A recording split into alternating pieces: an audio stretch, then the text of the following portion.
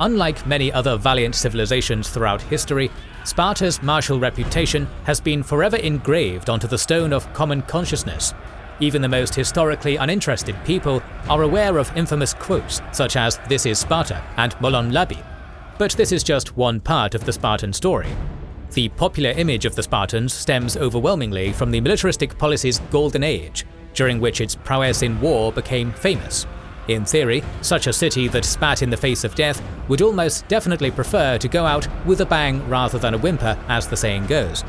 So it was perhaps the cruelest fate of all that the militaristic Spartan civilization went out with a whimper, perhaps more pitiful than any.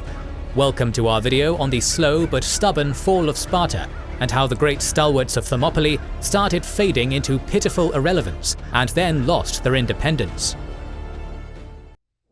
The Spartan diarchy of legend was probably born before the social and political transformations of the quasi-legendary lawmaker from the Archaic Age known as Lycurgus, who likely instituted the rigorous Agoge education and training regime, Herusia Elder Council, and ban on coinage. In a series of wars during the misty 8th and 7th centuries BC, Sparta's kings established total domination over the Helots of Messenia. These conflicts, known as the Messenian Wars, established the fellow Greek Messenians as Helots, slaves to the fearsome Spartiates, charged with agriculture and providing for their martial masters. This freed Spartans from needing to produce their own food, which allowed the Spartan male citizenry to focus exclusively on warfare, becoming Hellas's fighting force par excellence. After securing most of the Peloponnese through conquest or treaty, Sparta's place in history was immortalized in the Second War against the Achaemenid Persian Empire, this time led by Xerxes, when Leonidas I sacrificed himself and his 300 at Thermopylae in 480 BC. Just a year later, Spartiate hoplites and their Greek allies crushed the Achaemenid field army at Plataea, sending its remnant fleeing back into Asia. It was here, at its highest moment, that the seeds of Sparta's long decline were planted. In 464, Plutarch reports that the whole city of Sparta was destroyed by a catastrophic series of earthquakes. Not only did this seismic strike cause death, destruction, and dislocation on a massive scale, it also sparked a massive rebellion among the oppressed Helots and non-citizen Perioeci of Laconia, known as the Third Messenian War. The rebels were eventually subdued with savage reprisals, but this revolt resulted in even more attrition among the Spartiates, a process known by Herodotus and modern historians as oliganthropia.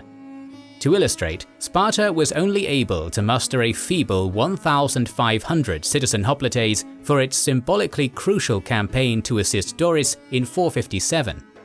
From these figures, expert Timothy Doran estimates that there were only 2,250 total Spartan hoplites during this time, a 75% decrease from a total of 8,000 just 30 years earlier in 480 BC. The kings were therefore forced to enlist Perioeci freemen and even Helot slaves during the subsequent Peloponnesian War. Although Sparta eventually gained victory in the war against Athens and established its short hegemony, the polis's highly stratified society prevented any recovery of citizen hoplite manpower from occurring. If that wasn't bad enough, Sparta's severe imperial grip provoked constant unrest within the subjugated polities. By 371, therefore, Lacedaemonian mastery over Greece was a fragile house of cards just waiting to be toppled. We will talk about oliganthropia more, but as we mentioned the year 371, we need to make a short detour. We have covered the Peloponnesian War in great detail in one of our previous videos. In the aftermath, Sparta was weakened in terms of population, but was the dominant power in Greece. This dominance was used to promote Spartan interests, both in the polis of their former enemies and even in their allied ones. The autonomous nature of Greek polis and the conflicting geopolitical interests of regional powers like Corinth or former hegemons like Athens led to the first challenge against Spartan hegemony not long after the end of the Peloponnesian War, the intriguing affair that was called the Corinthian War of 395 to 387 BC. According to Xenophon, cities like Athens and Corinth began to complain against what they saw as Sparta's increasing militancy and intervention in Greek affairs. as early as the Sparta campaign against Elis in 402 BC, and when King Agesilaus went on a campaign in Ionia in 398 BC. According to Shalom Perlman, both Thebes and Athens had anti-Spartan factions that were increasing in power, while the motivations of other cities like Argos had traditional rivalries with Sparta. Corinth may seem unusual given their support for Sparta in the Peloponnesian War, but they too had become worried about Sparta overreaching its hegemony ever since the end of the previous war. However, the immediate excuse for the war came from Persia. During the Spartan campaign, the satrap Pharnabazus sent forth a man called Timocrates with funds for the four major players: Corinth, Athens, Thebes and Argos. Gaining the favour of anti-Spartan politicians in all four, he succeeded in enticing a revolt, and the Corinthian War began. Agesilaus reassembled his troops and began to organise for a return to Greece to fight the war against the other Hellenic states. Thebes had chosen a dastardly way to incite war, by having one of their allies, Locris, raid a Spartan ally, Phokis. Thus, they only had to pretend to be shocked when they were asked to help in this raid. As alliances between Thebes and the other anti-Spartan cities began to form, the Spartans who were in Greece organised their counterinsurgency campaign. General Lysander moved first with an army of Phocians and Orchomenians to Haliartus, and had planned to meet the other Spartan king, Pausanias, there with another army composed of allied troops. However, Pausanias was slow in his assembly of troops. Thus, the impatient Lysander moved on his own and began to besiege Haliartus. Unbeknownst to him, the Thebans had set up their force nearby and waited until the Spartans began to try to storm the wall. When they saw Haliartus at risk, they dashed forward and routed the Spartans. The battle was fierce, but it ended in victory for the Thebans, as well as the death of Lysander. The death of their commander caused disarray and a hasty retreat on harsher terrain, with the Thebans chasing them. However, when they reached harsh terrain, the Thebans were pushed back by the Spartan allies, who then disbanded and left. Pausanias arrived later and collected the bodies, after negotiating a truce to fully withdraw from Boeotia. Upon his return to Sparta, he was tried for treason and ended up being exiled, leaving one major player in Spartan politics, Agesilaus. The revolt soon began to spread. Athens, Argos, Corinth and other polis across southern Hellas officially joined the anti-Spartan League in 395 BC. Skirmishes against pro-Spartan cities occurred throughout the year, as Agesilaus returned. The allies decided to meet and organise themselves in Corinth, an opportunity the Spartans could not miss. Thus they assembled their 18,000 hoplite troops under the guardian of the throne, Aristodemus, and marched towards Corinth. With great speed they arrived at Corinth, forcing the indecisive allies to meet them out on the battlefield in the region of Nemea, of Nemean lion and Heracles fame, before they had managed to organise an order of command. The Spartans had 6,000 of their hoplites, as well as 12,000 allied troops, a small 600-strong cavalry force, 500 slingers from various allied states, and 300 Cretan archers. The anti-Spartan allies had 24,000 infantry, 6,000 Athenians, 7,000 Argives, 5,000 Boeotians, 3,000 Corinthians and 3,000 Evians, as well as 600 Athenian, 800 Boeotian, 50 Locrian and 100 Evian cavalry. The Spartans placed themselves on the right flank and their allies were put on the left, while the Athenians took their own left flank and the Boeotians the right, with everyone else in the centre. The battle commenced with both sides moving forward and all flanks slowly shifting rightward, a standard hoplite tactic to maximise defence using hoplon shields.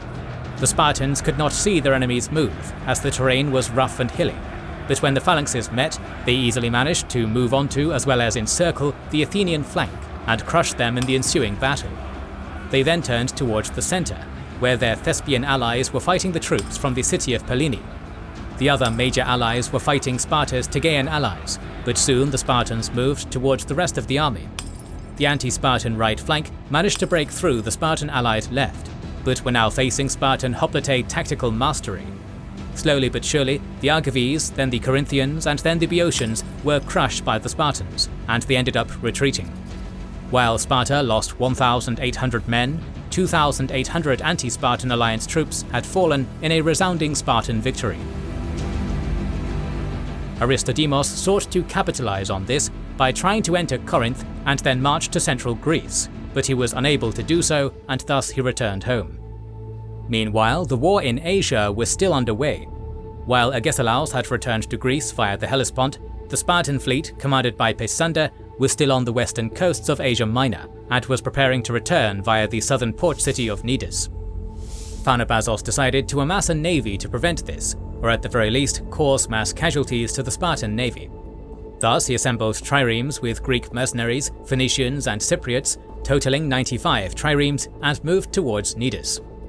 This navy was commanded by both Pharnabazos, as well as a veteran we will remember from our Peloponnesian War series, the Athenian Conon, who had fled to Cyprus after his defeat at Agospotami. We know little of this battle, but what we do know is that the mercenaries formed a vanguard that intercepted the Spartans and fought them for a while. The rest of the Persian fleet arrived and intercepted the Spartans. After a harsh battle, in which Pisander perished defending his ship, the Persians destroyed the Spartan navy, capturing 50 triremes and destroying others. The few remnants fled the scene and sailed back to Sparta.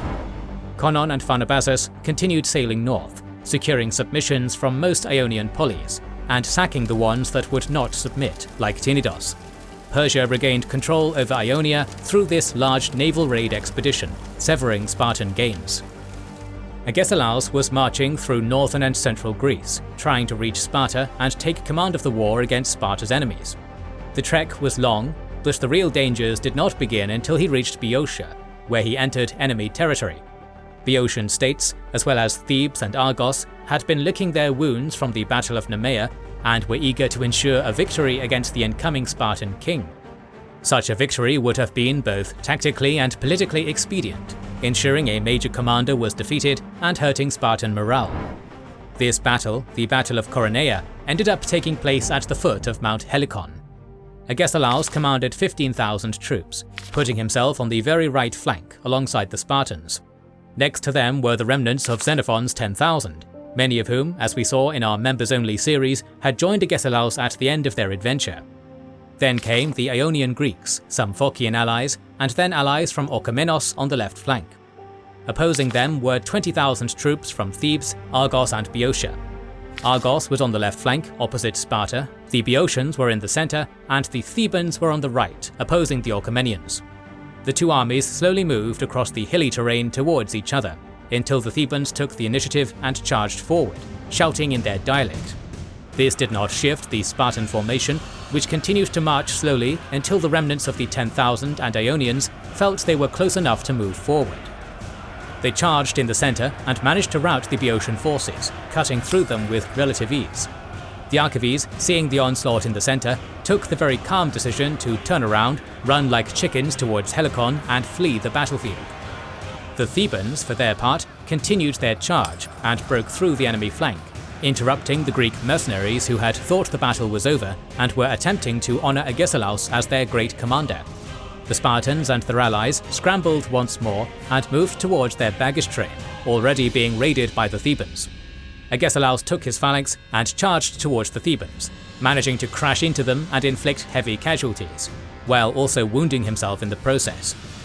The Thebans shifted to a retreat during the bloodbath and broke out of the fight, being chased by the Spartans until they reached Helicon and fled. In Xenophon's very pro-Spartan account, Agesilaus is said to have spared some of his enemies who had fled into a nearby temple from the wrath of his troops, a sign of the magnanimity that the Athenian saw in his favoured royal. As Agesilaus was returning to Sparta, the Persians were once again trying to pull a gambit by giving direct aid to Sparta's enemies. They seized Milos and Kythera with their fleet, and used the newly captured supply lines to send aid to Corinth and Athens. In fact, Conon returned to his hometown favoured by Athena, and in a grandstanding move with Persian funds, convinced the Athenians to reconstruct their famous long walls.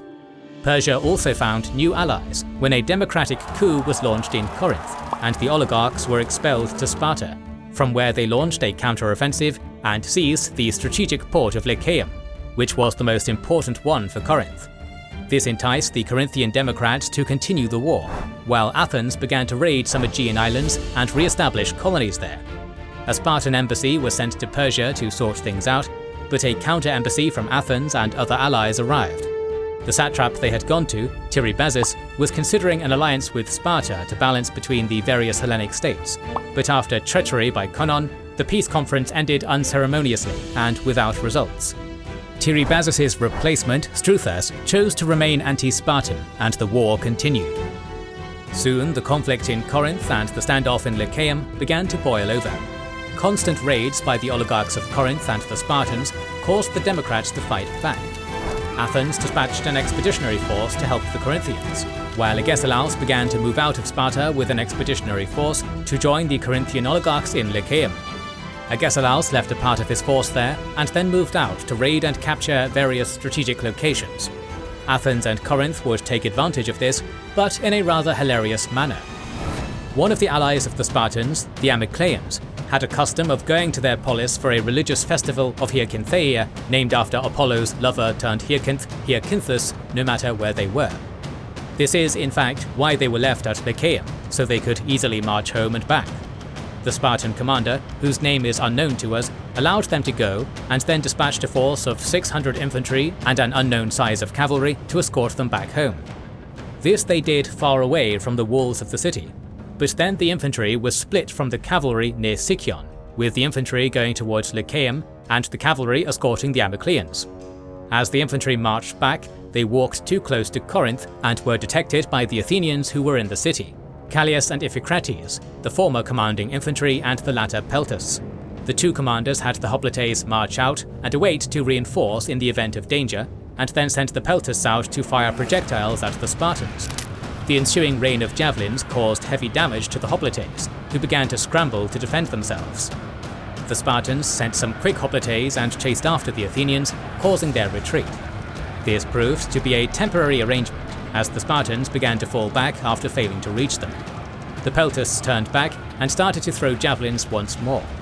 Spartans died and then retaliated with new troops, only to face heavier casualties from javelins. The cavalry from Sparta arrived during this time, and they were sent to protect the hoplites, but the peltasts managed to repel the attack once more, cornering them on a hill. The Athenians attacked once more, breaking the formation, with some Spartans falling into the ocean and being saved by boat.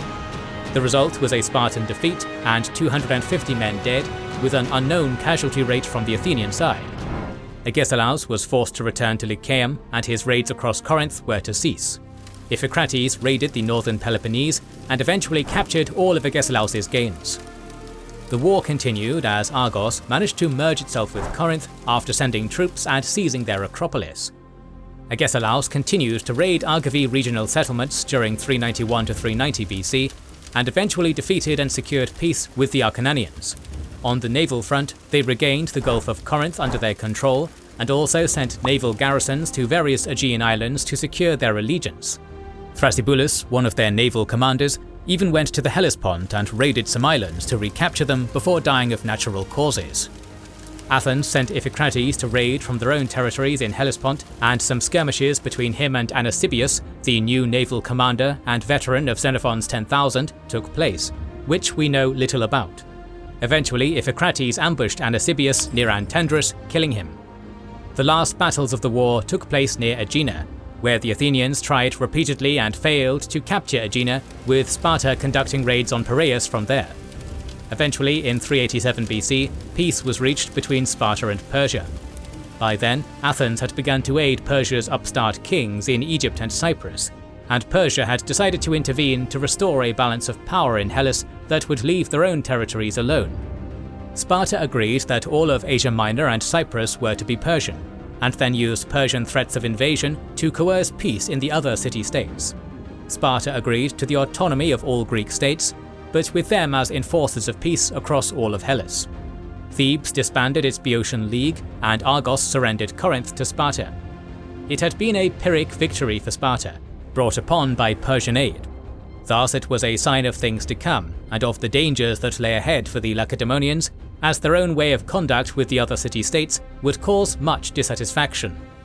As we saw in the previous section, Sparta unceremoniously interfered in the affairs of the rest of the Greeks, overthrew democracy where it could, put its oligarch supporters in power, and stationed garrisons there. Thebes was one of the cities whose democratic government was toppled by Sparta and replaced by oligarchs friendly to the Lacedaemonians. In 379 BC, the supporters of democracy found refuge and help in Athens, which was getting back on its feet after the heavy defeat in the Peloponnesian War. With Athenian support, Theban democrats returned home, killed the oligarchs, and expelled the Spartan garrison. This sequence of events led to the Boeotian War in 378 BC. Thebes was joined in this conflict by Athens and the Boeotian League, while the Spartans were supported by the cities of the Peloponnesian League. In 376 and 375 BC, the Athenians defeated the Spartan navy at Naxos and then Alesia, dashing any Lacedaemonian hopes to have naval dominance in Greece. In the same year, a talented Theban general amassed his infantry to defeat the considerably bigger Spartan army at Tegea. By 371 BC, all peace attempts failed, and an army of Spartans and Peloponnesians under the command of the Spartan king Cleombrotus invaded Boeotia with the aim of subjugating it and restoring oligarchic rule in Thebes. Cleombrotus led an offensive along a mountainous road along the seashore, and his attack surprised the enemy. The troops of the Boeotian League, under the leadership of another talented general, Epaminondas, set up a fortified camp on a hill near Leuctra. Soon, Cleombrotus camped nearby, with a 2-kilometer wide plain dividing the two sides. The Spartans had 10,000 hoplites and 1,000 horsemen, while the Theban Boeotian army had 6,000 infantry and 1,500 cavalry. The Spartans not only had numerical superiority, but the core of their army consisted of Spartiates, full citizens of Sparta who received extremely high-quality military training. The Theban advantage was their more numerous and better trained cavalry and the brilliant commander Epaminondas. On August 5th, Epaminondas decided to give battle and ordered the troops to form up. Cleombrotus in turn commanded his army to get into formation. The Spartans lined up in the classic Greek phalanx of 12 ranks.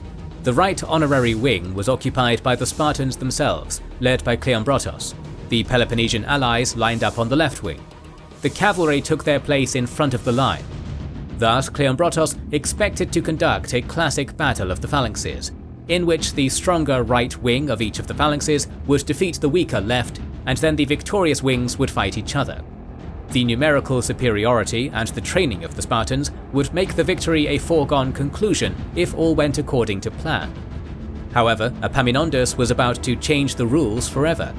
On his right flank he placed a phalanx of only 8 ranks, but on his left, opposite Cleombrotus and the Spartans, a column 50 shields deep was formed up, the Emballon. It was buoyed by the elite Theban Sacred Band, a unit of 150 gay male couples under the command of Epaminondas' closest friend and comrade-in-arms, Pelopidas. The Emballon was placed in front of the rest of the Theban battle formation, and was supposed to be the first to begin the battle. The Theban line was also covered by cavalry. Epaminondas' plan was simple, but completely innovative for the Greek world. The Emballon was supposed to break into the Spartan phalanx and defeat the best part of the army, led by the king, after which it would not be difficult to finish off the Spartan allies. The main risk of this tactic was the threat of the attack column being flanked by a wider Spartan phalanx. As this was the eve of the festival of Apollo, Gymnopaedia, which the Spartans loved to celebrate, Cleombrotus was not eager to give battle on that day. Epaminondas, deciding to take advantage of this, ordered his army to move towards the camp, making it clear to the enemy that he did not intend to fight. The Spartans who saw this also began to leave their battle formations and went to their camp. At this moment, the Theban cavalry struck an unexpected blow and attacked their Spartan counterparts. Retreating, the Spartan horsemen confused the ranks of their phalanx, primarily the right flank. Still, the Theban cavalry was not going to attack the Spartan phalanx, no matter how disorganized it was, and the horsemen retreated to the left flank of their formation. Realizing that the battle was going to happen, the Spartan infantry turned towards the enemy, trying to get into proper formation on the march. As the short cavalry battle still covered the plain with dust, the Spartans knew very little about the enemy's formation, so the plan was still the same: to use their numerical advantage to outflank the narrower Theban formation. So the Spartan right started to bend in order to envelop Epaminondas' left. At that moment, the Theban shock column crashed into the Spartan battle formation, as the ancients put it, like a trireme with its ram. The threat of encirclement of the Thebans was averted by the swift attack of the Sacred Band, led by Pelopidas, who came face to face with King Cleombrotus and his squad, trying to strike the flank of the Emballon. The Lacedaemonians alone took the blow of the Boeotians. The superiority in soldiers was entirely on the side of the Thebans, since the allies of Sparta had not yet entered the battle. In a fierce battle, Cleombrotus was mortally wounded, and many Spartans fell defending the king. A group of elite Spartans managed to push back the Thebans and take away their still living leader. But once broken, the integrity of the Spartan phalanx could no longer be restored, and the Thebans, turning to the right, launched a flank attack against the center of the enemy's formation. The Peloponnesians fled in disarray, stopping only at their camp, and the battle was over. Sparta's losses amounted to more than 1,000 people. As we can see from the short overview, the Spartan penchant to overextend and interfere in other cities' affairs, as well as their trust in the tactics of old on the battlefield, led to a heavy defeat, ushering in Theban hegemony. Historians have debated this defeat's cause for generations, but important among them is clearly oliganthropia, the replacement of Spartan hoplites in the army with Perioeci and allies, who, as Xenophon tells us, had little interest in the battle, and were not even unhappy at the outcome. At Leuctra, Sparta suffered another 400 of its citizens and 600 Perioeci dead, deteriorating the manpower situation even further. In the aftermath, Thebes invaded Spartan territory, liberating Messenia and its subjugated Helot population, enclosing the once great military power even further by settling them and other vengeful Messenian exiles in a polis near Mount Ithoni. Moreover, Epaminondas assisted the newly independent Arcadian League in building and settling the city of Megalopolis, with the specific purpose of acting as a permanent counterweight to Spartan influence there. Before we continue the narrative of how the Lacedaemonians descended from the status of a great Greek power to that of a second-rate provincial squabbler, we must examine the particulars of oliganthropia in more detail. What exactly caused the replacement of regular citizen hoplites with ineffective irregulars in the Spartan army? Which cultural and traditional peculiarities rendered Sparta unable to withstand the heavy blow of Leuctra, when other polis, such as Athens, were able to bounce back after similar disasters? A number of factors are presented by historians, but the most prominent is that of wealth polarization and citizen demotion. Championed by Spartacist Stephen Hodkinson, this theory argues that men born as Spartan citizens were frequently demoted from the highest class in Spartan society due to crop failures or inheriting progressively smaller plots of land, or kleros, throughout the generations. Unable to contribute produce enough to the Syssitia due to their insufficient agricultural base, these similars were removed from their prestigious social group. The second cause involves raw population decline. An increased mortality rate caused by warfare, disease, and other factors, combined with the inability of Spartans to replace their own numbers by birth. Linked to this cause is the next peculiarity that may have played a role: the inheritance laws. Only women were allowed to inherit land, making the land requirements needed for citizenship even harder for the male population. Relative to most Greek city-states such as Athens, Spartan women were high-status individuals, handling property, wealth, and possessing considerable freedom and power while their men were off training and fighting in war. Aristotle even called the men women-ruled. Much like it did in our modern society, female emancipation in ancient times might have led to lower fertility rates in Spartan society. As Timothy Doran explains, just as restriction of women's activities encourages them to spend time on reproduction and childcare, conversely their anesis distracts them from this pursuit so vital to the polis's prosperity. Finally, there is so-called eugenic exclusivity, the failure of the Spartan system to turn outsiders into citizens with the aim of replenishing manpower. Roman Emperor Claudius once pondered this question, concluding that Sparta's failure to establish a long-lasting empire akin to the one he ruled was due to their refusal to integrate foreigners, as Rome had. Reasons for this particular elitism are many. but include a reluctance to share and dilute the privileges and status of being a capital S Spartan, and a quasi-ideological belief that only true Spartan blood could create a strong next generation. Husbands would sooner allow their wives to have children with other strong Spartan men than allow outsiders into the system. It is likely that no single one of these factors alone resulted in oliganthropia, but some or all of them acting simultaneously. For example, increased citizen mortality caused by declining fortunes in warfare and natural disasters was unable to be made good due to low fertility rates and Spartiate demotion. Then, because of Sparta's hesitance to admit outsiders into their system, any alternate method of replenishing citizen manpower was closed off. Having discussed the causes of oliganthropia, let us step back into the march of history. After Leuctra, the new Theban hegemony set about enacting its Laconian containment policy with a newly enfranchised wall of allied Arcadian cities. Then, at some point during 369, several hundred disaffected Perioeci revolted and occupied Sparta's Isaurium heights before being deceived into disbanding. The Eurypontid king of Sparta, Agesilaus II, then executed the ringleaders, but was then forced to subdue another budding insurrection among Spartiates not long after. During the same year, the king sent out diplomatic feelers to his city's traditional enemy, Athens, seeking an anti-Theban agreement.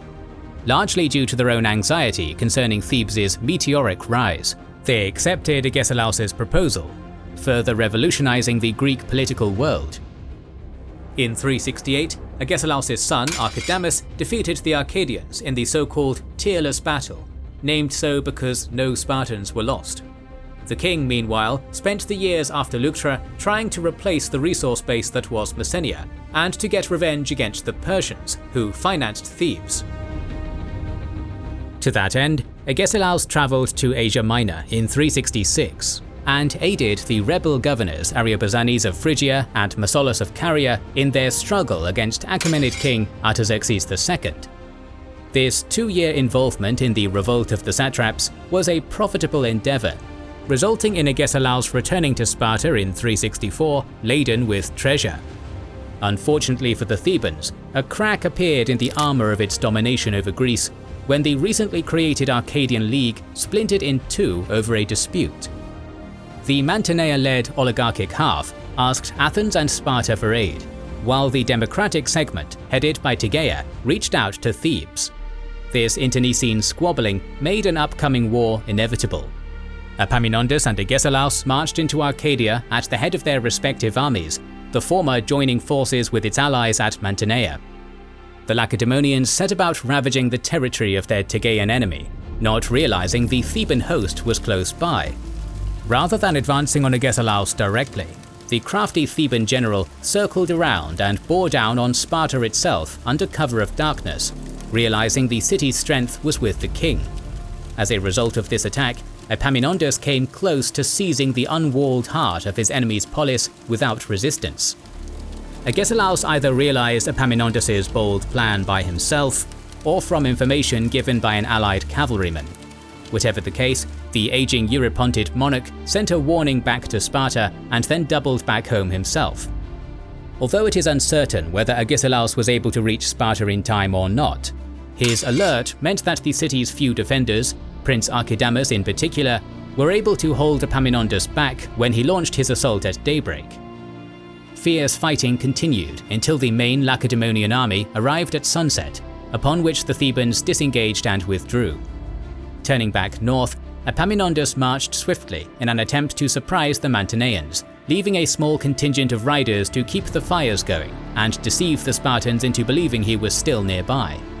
After covering a significant amount of ground overnight, the Theban force neared Mantinea and almost got inside, but at that moment, a 6,000-strong Athenian army arrived to protect it.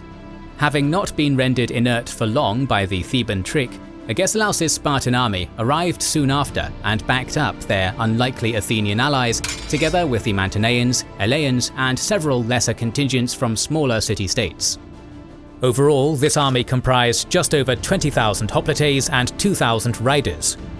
Opposing them under Thebes' great general were 30,000 infantry and 3,000 cavalry, some of whom were the notoriously capable Thessalian cavalry and skirmishers. The rest of his army was drawn from the greater part of Arcadia, anti-Spartan Peloponnesians, Boeotians, Achaeans, and other assorted allies from across Greece. The Thebans and Arcadians on Epaminondas's left faced Spartans and Mantineans directly opposite them, while their Athenian allies faced a force from the perennially anti-Spartan city of Argos. Achaeans, Eleans, and other weaker policies manned Agesilaus' center, opposed by the weaker components of Epaminondas's force, among them Messenians, Locrians, and Anianians. Once both factions were prepared for a traditional Greek hoplite battle, Epaminondas upended the figurative apple cart by ordering his entire army to pivot left.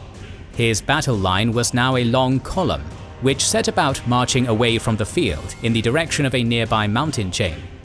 Nearing the foothills, the Theban allied army appeared as though it was encamping, thereby lulling the Spartans and their allies into a false sense of security. After subsequently right-facing, so that the army was in battle array again, Epaminondas redeployed several contingents from both his center and right to the left, where he was stationed. As at Leuctra a decade before, the left wing was to be Thebes' hammer to smash the Spartan shield. Desiring a trump card to play if required, Epaminondas also dispatched a small mixed force of Evian and mercenary infantry to take a hill just behind the enemy position. With the army organized to his liking, the Theban general ordered an advance on the now unprepared foe, who, on seeing the enemy army closing in on them, hastily set about running to their posts, others forming into line, others bridling horses, and others putting on breastplates, while all were like men who were about to suffer rather than to inflict harm. Refusing his weaker flank, Epaminondas led the Theban left's hoplites and cavalry on like a trireme. Upon impact, it was apparent that both troops of riders were relatively even in strength, skill, and equipment, both fighting each other to a standstill. However, cleverly intermingled among the horsemen of Thebes were expert Thessalian javelineers and slingers, practiced in their martial craft since childhood. Beset by both their mounted counterparts and assorted missiles from hundreds of light Thessalian infantrymen, the beleaguered and exhausted Athenian cavalry manning Agesilaus' wing began to flee. Although the victorious Theban horsemen made an attempt to turn in on the segment of phalanx closest to it, a group of mounted aliens rushed into the breach and briefly managed to reverse the enemy's progress with heavy casualties. Behind the lines and to their credit, the routed Athenian cavalry ceased their flight and rallied together, seeking to do something useful. So, noticing the Boeotians' dangerous flanking contingent of Evians and mercenaries on the hill, the disgraced Athenian horse charged and slew them to a man. As this duel was taking place on the periphery, the strongest hoplite force of both armies, Epaminondas' Boeotians and Agesilaus II's Spartans, locked horns with one another on the Theban general's forward flank. This melee between such elite troops immediately assumed a fierce nature. Spears were shattered on shields, and by missiles, terrible wounds were inflicted, and men embarked on endeavors of great bravery in hopes of tipping the scales. Despite the Lacedaemonians' diminishment due to olenganthropia and strategic isolation, the Spartan heavy infantrymen at Mantinea proved themselves equal to their Theban adversaries, with both sides grinding one another to a deadly standstill. Realizing the clash rested on a knife edge, Epaminondas led his most capable soldiers and charged into the midst of the fighting. It is said that he threw a javelin upon joining the battle, which struck and wounded Agesilaus. The enemy commander's intervention shifted the balance, prompting a relatively organized withdrawal of the Spartans from the field of battle. Unfortunately for them, the Theban hoplites were far too close, and continued to push on in the assault, killing many who were present in the enemy's rear ranks. During the moment of his victory, Epaminondas advanced too far and became isolated. Noticing this, Agesilaus turned his army around in a last-gasp effort and attacked the enemy leader's contingent, showering it with missiles. Although he managed to dodge a few of the incoming projectiles, a Spartiate known as Anticrates thrust a spear or sword into the Boeotiarch's chest, mortally wounding him. Despite this blow, Agesilaus was forced to retreat from the field along with the remainder of his allied army, decisively defeated in the field by Thebes for the second time in a decade. As they withdrew back to Laconia, childless Epaminondas passed away with the words, "No, by Zeus, on the contrary I leave behind 2 daughters, Leuctra and Mantinea, my victories." This Homeric sentiment wasn't enough to secure Thebes' lofty status. Instead of serving as a final triumph which would secure the Boeotian polis's domination of Greece for the foreseeable future, 362's Battle of Mantinea instead dissolved its grip completely, producing a war-weary multipolar Greece with no clear hegemon. After the Battle of Mantinea, there is a significant gap in the writings of Xenophon, our main source of primary information from this era. As such, the fate of Spartan king Agesilaus II immediately after his defeat is unknown. However, the monarch pops up again a short time later on the other side of the Mediterranean, engaged in mercenary work in Egypt against the Achaemenid Empire. During this sellsword tenure, he would pass away on the Libyan coast. He was succeeded by Prince Archidamus, who ascended onto the Eurypontid throne as Archidamus III. By this point, the oliganthropia-ridden body of Spartan citizens was no more than 1,000 strong. Militarily weakened and thereby unable to assert Sparta's will through traditional methods, Archidamus turned instead to diplomacy to resolve a prevalent issue. Sparta was currently facing steep fines from the shrine at Delphi, one of Hellas's most prominent religious authorities, who just so happened to be politically influenced by Sparta's enemy, Thebes. To get around these fines, the king secretly funneled 15 talents to the city of Phocis. Using mercenaries hired with this treasure, the Phocians occupied Delphi in 356, beginning the Third Sacred War. This descent into conflict provided an opportunity for the Spartan king Archidamus to campaign against his Peloponnesian rivals Megalopolis and Argos, with the ultimate aim of re-subjugating Messene. Possessing only a skeleton citizen force, reliant on 3,000 pay-dependent mercenaries to back it up, Archidamus' venture proved a failure, a symbol of how weak the famous fighters of Thermopylae now were. The Third Sacred War gave Sparta's southern kings a bit of breathing room, but it also opened the gate for the new Argead king of Macedonia, Philip II, father of a certain Alexander, to intervene in Greek affairs. One of Philip II's first decrees after he became the hegemon of Greece after Coronea was to call on Sparta, whose enfeebled friendship he regarded as dispensable, to renounce its ancient claim to Messenia, something that Archidamus was not prepared to concede. Met by stony Lacedaemonian silence, the Macedonian king provided money, mercenaries and a military alliance to Megalopolis and Argos. Thus, Sparta was nearly totally isolated politically, and Archidamus was forced to emulate his father, taking up mercenary service abroad in order to fill Spartan coffers. Fittingly, just as Agesilaus had 2 decades earlier, Archidamus died on campaign in 338 BC, leaving the Eurypontid throne to his eldest son, Agis III. Though disputed, it is said that on the very same day Agis became king, Macedon crushed a last alliance of Greek city-states at Coronea, led by Athens and Thebes, but not including Sparta. To win a propaganda victory after so unexpectedly becoming the hegemon of Greece, the one-eyed Philip invaded Laconia at the behest of his Hellenic allies in the Peloponnesus. Before entering Spartan territory, the Argead monarch dispatched a message to Agis' recalcitrant polis, with a message that said, according to the famous Greek biographer Plutarch, "If I invade Laconia, I shall turn you out." The government of Sparta is said to have replied defiantly with just one legendary word, "if."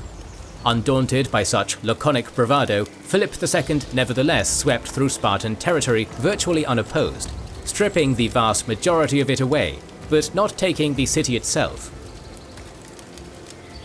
Agis was left with a tiny, roughly reverse U-shaped region comprising the Eurotas Valley as well as the Tanarum and Malaya peninsulas. This increased isolation was compounded when Sparta refused to join Philip's newly formed League of Corinth, again because it recognized Messenian autonomy. This state of affairs was just fine with the king, as he was able to use possible Spartan resurgence as a threat to keep the other Greek polis on side, while he prepared a grand plan to invade the Achaemenid Empire. At the zenith of his military and political power, Philip II was assassinated in Agae during 336 BC, before his assault into Asia could begin. However, any hope that Greece's many city-states had that the brief era of Macedonian unity was at an end quickly died when Alexander the Great eliminated all of his dynastic rivals and secured the throne.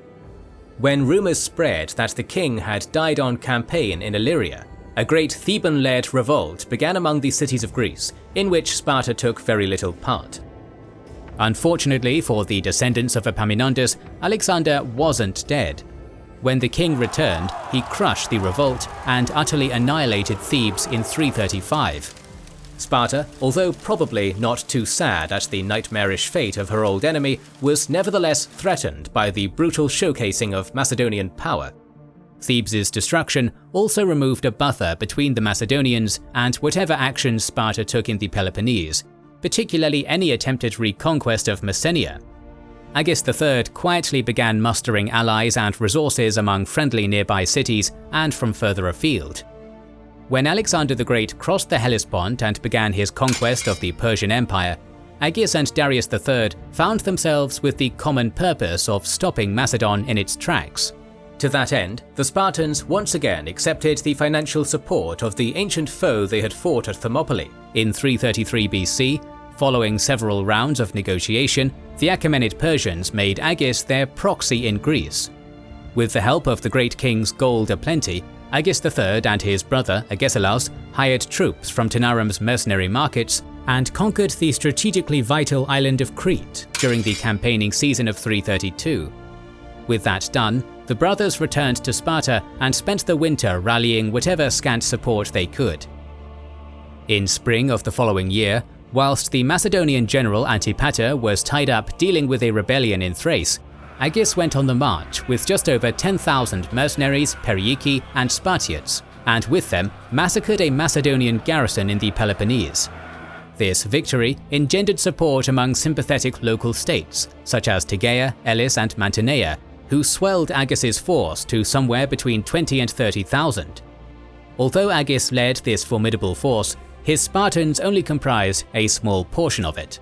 After subsequently besieging Megalopolis, Antipater moved down from the north with 40,000 soldiers, smashing Agis III's army outside the walls and killing 5,300 of its troops, as well as the king himself. It is said that when Alexander received reports of the battle at Megalopolis, he dismissed it as a battle of mice. For Sparta, though, it was an undeniable catastrophe. Its only active king lay dead on the field, along with hundreds more citizens. To make the situation even more critical, still more Spartiates of high rank were taken by Antipater as hostages. In essence, Sparta after 331 was more feeble than it had ever been. The years following Megalopolis went by with little activity in the burned-out Peloponnese, and not even the Hellas-wide Lamian War after Alexander's death could rouse deflated Sparta to anti-Macedonian action for a second time. During the forthcoming Diadochi Wars, most of the major factions paid Sparta no attention. At some point in the mid-310s, though, the polis built its first fortification in fear of punishment by Cassander, a recognition that Agoge-trained hoplites were no longer sufficient for the city's protection. By necessity, Lacedaemon began exchanging its traditionally exceptionalist political profile for one of Hellenistic normality. It was into this new world that a young Areus I succeeded Cleomenes II as Agiad king after the latter's silent 60-year reign. Because the boy was still just a minor, his uncle Cleomenes contested the throne, but Sparta's Gerousia Elder Council ruled his claim illegitimate. As a consolation prize, Cleomenes was permitted to sail for Italy with 5,000 mercenaries to assist Taras in Magna Graecia. 4 years later, Archidamus IV succeeded Eudamidas I as senior dynast, but not much is known about this particular Europontid king. He does appear peripherally as the adversary of Demetrius Poliorcetes in 294. During that campaign, the maverick Antagonid managed to easily defeat Archidamus' army, killing 700 men in the process before taking the city itself. After this disaster, the Europontid kings of Sparta were once more politically marginalized, allowing the maturing Areus to assert his authority. However, unfortunately for the energetic young king, he was soundly defeated by the rising Aetolian League in 281. Only dynastic chaos in Macedon and the invasion of Greece in 279 BC by a large Gallic horde saved the Spartans from dire retribution.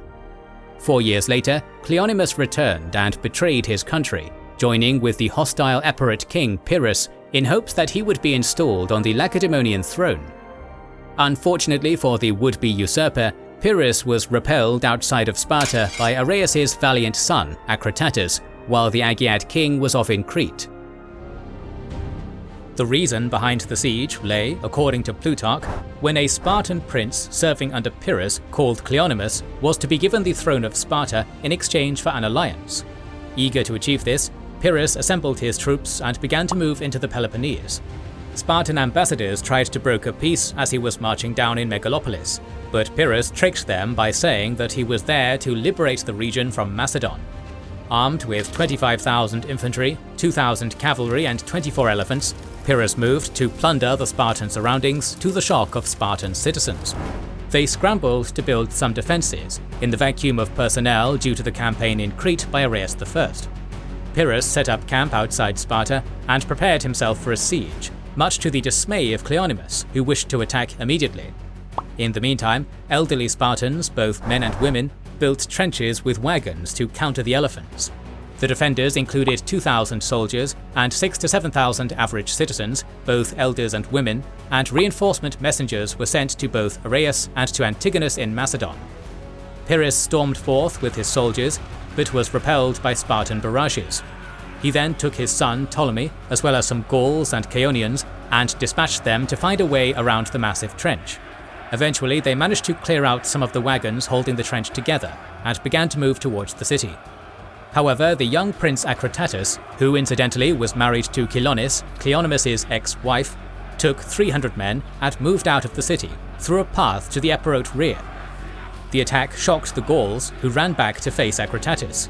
A fight began, and eventually the Epirots and Gauls were thrown into the trench. Thus ended the first day of the siege, rather unsuccessfully for Pyrrhus. The day after, Pyrrhus mustered his troops and began another assault. They began to fill up the trench to move forward, as the Spartans, both men and women, began to throw projectiles at them. Eventually, the Spartans counterattacked in order to break the Epirot attack. Pyrrhus, ever frustrated, took his horse and dashed over the trench, which had been filled. This shocked the Spartans into moving back, but Pyrrhus' horse was hit by a javelin. This caused chaos amongst his companions, which enabled the Spartans to counterattack with projectiles. The companions and Pyrrhus were forced once more to retreat. The day after, Pyrrhus hoped to come to a negotiated settlement, but two surprises awaited him. One was Antigonus Gonatus, who had sent his general Aminion with some mercenaries. The other was Areus I with 2,000 men. The two forces relieved the Spartan civilians and provided fresh troops to fight against the invading Epirots. Pyrrhus rushed forth for one final onslaught, but with the new personnel, the Spartans managed to push him back. Disgruntled, Pyrrhus ordered a retreat. Pyrrhus would later die during a battle over Argos in 272 BC, and Cleomenes would disappear from the sources. Incidentally, this was also a pivotal year in Spartan history, an era of change in which Areus I continued Sparta's normalization into a Hellenic-style monarchy. He pragmatically disregarded the Lycurgan ban and introduced a silver coin modelled on the image of Alexander the Great, using the Athenian weight standard, engraved with Heracles' image and the text Basileos Arios of King Areus. Such coins were mainly used to pay mercenaries, on which the Lacedaemonians had become so dependent. Rather than merely an isolated change though, Areus' domestic policy was in reality part of a larger political game to make Sparta appear a good candidate for alliances with the larger Diadochi kingdoms. Specifically, he used this new Hellenized Spartan style to solicit military and financial aid from Ptolemaic Egypt against their resurgent mutual geopolitical rivals, the Antigonids of Macedon. The needs of the warlike Hellenistic age dictated that Areus' kingdom could no longer maintain a threatening foreign policy posture. which had so often alienated the Arcadians, Messenians, Athenians, and many others against it. So between 272 and 268, and possibly long before, Areus entered into a diplomatic drive to redeem Sparta's reputation among its previous enemies. The dividends of such an outward-looking policy can be observed in the Athenian Assembly's 268 BC Chremonide's decree.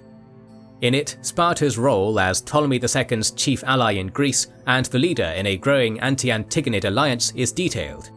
Not only did the Athenians join this defensive axis, but so did the Achaeans, Eleans, Tegeans, Caphians, Cretans, Phigaleans, and others, some of whom had been long-standing foes of Sparta. Little is known of the details, but later that year, the half-decade-long Chremonidean War began between these two opposing factions. Forces of Ptolemy II, Areus I, and their allies had some success at first, winning minor victories on land and sea. However, during an attempt to break through an Antigonid garrison on the Acrocorinth in 265, Areus was killed in battle. With the active monarch of their primary ally dead, and his Peloponnesian and Cretan allies unable to cross the isthmus, the Egyptian-backed coalition was defeated by Antigonus Gonatas in 262. In the same year, despite Areus's polito-cultural reforms, or because they didn't go far enough, his Agiad successor, Acrotatus II, was defeated by Megalopolis alone. He died later that year. By the time of Sparta's defeat in the Chremonidean War, the Lacedaemonians had softened considerably in contrast to their severe reputation in the age of the polis, a trend which classical authors blame on Areus and Acrotatus. The agoge was in decline or had been entirely discontinued, while an influx of money from Ptolemy II increasingly attracted poets, playwrights, and scholars to the city. The militaristic city of Lycurgus and his successors started to change, and here we have a classic debate between the ancient and modern historians, the former complaining about Sparta becoming less militaristic due to a variety of cultural changes and participation in entertainment, both in the city and in the Greek world, while the latter rightfully claiming that the Spartans were never really isolated from other Greek cities and participated in almost every aspect of Greek culture, save for maybe the theatre, and the cities that had theatre likely left a grander legacy than Sparta of old. In 244 BC, Agis IV ascended to the Eurypontid throne of Sparta. As standard for a monarch of the age, Agis lived his childhood in luxury and grew into maturity among some of the wealthiest people in Spartan society, such as his grandmother and mother. However, at some point prior to becoming king, Agis, apparently disgusted with the extravagance of Areus and his successor, turned his back on the path the city was travelling down, declaring publicly that he would rather not possess royal power at all if he couldn't use that power to restore Sparta's ancient laws and discipline. Very quickly, Agis IV discovered that, while much of the older population was passively content with the status quo, Sparta's young men energetically emulated his example and began living the harsh Lycurgan life once again. First in Agis's revolutionary crosshairs was the now centuries-old Spartiate demographic crisis. Continuing the diminutive trend elucidated on earlier by Aristotle, Plutarch tells us that by 244, a pitiful total of 700 citizens remained. Moreover, inequality within the city had become so acute that only 100 of the most opulent of them actually owned any land at all. Although Agis IV sought to reform Spartan life, he preferred to enact change in the traditional constitutional manner. The king used his immense power and managed to install one of his strongest supporters, Lysander, as ephor in 243 BC. As one of Sparta's magistrates and administrators, he would serve as Agis's legislative sword for the next year. At his king's order, Lysander proposed a bill, or retra, aimed at averting Areus's Hellenized Sparta to the uniquely austere city-state it had been centuries earlier. To that end, the Agis-sponsored retra first decreed that all those who owed money would have their debt wiped. Furthermore, all land within the Lacedaemonian heartland would be divided into 4,500 equal plots. These plots would be worked and owned by a renewed citizen body, enlarged by enlisted Perioeci, worthy foreigners, many of whom were probably mercenaries in Spartan service, and demoted Spartiates from previous generations, known as inferiors. Territory outside of this inner core would be further divided into 15,000 equal segments to be bestowed upon Perioeci and foreigners who, although not deemed worthy of becoming citizens proper, were physically capable and could bear arms for Sparta in war. Both the 4,500 and the 15,000 would be divided into collective military messes, fiditia, comprising 200 or 400 men each, which would form the base unit for the traditional Spartan life. When Agis IV's Ephor comrade put the king's agenda forward, however, the aristocratic and elderly Gerousia dithered, failing to reach a concrete decision, largely due to the influence of King Leonidas, the second in Sparta's dual monarchy.